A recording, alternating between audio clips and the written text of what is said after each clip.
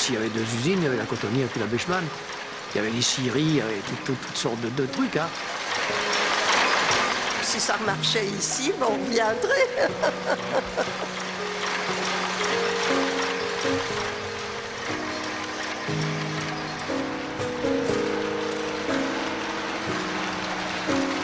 Il y avait beaucoup de travail, il n'y avait pas de stress. Hein.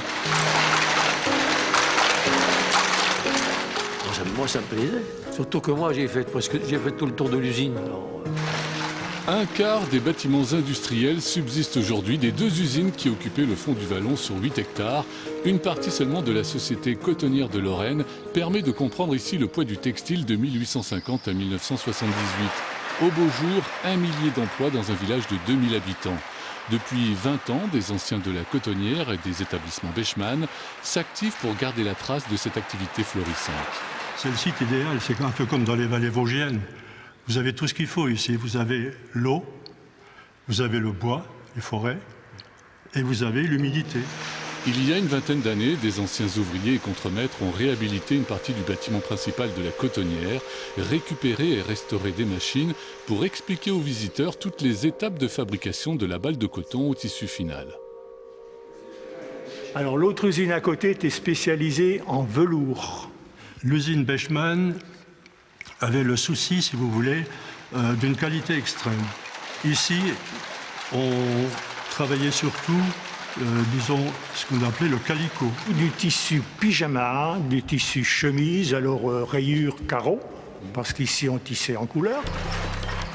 Les anciens de la cotonnière et de Bechmann sont aujourd'hui pour la plupart des octogénaires, des retraités dynamiques et bénévoles, mais qui peinent à trouver la relève pour parler d'une vie qui n'existe plus.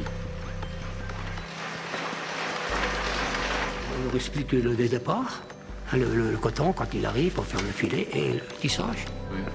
C'est tout. La filière, là, on fait la filière. On leur fait une démonstration. On recevait le coton en balles. Et on sortait le tissu qui partait en confection, c'est-à-dire que au point de vue teinture, au point de vue après, tout se faisait ici. De mai à septembre, les jeudis et dimanches après-midi, l'association Mémoire du Textile ouvre les portes de son musée au public. Vallée-Châtillon ne s'est jamais relevé de la disparition de ces deux usines.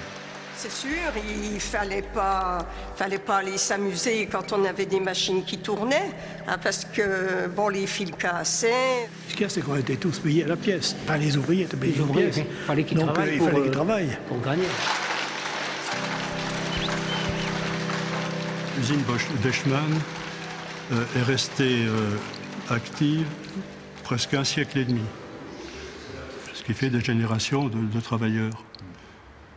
Et ce qu'il faut souligner surtout, c'est que quand je dis un siècle et demi, c'est un siècle et demi de fonctionnement familial. L'usine est restée familiale pendant toute sa durée. Ça a été une blessure. Hein.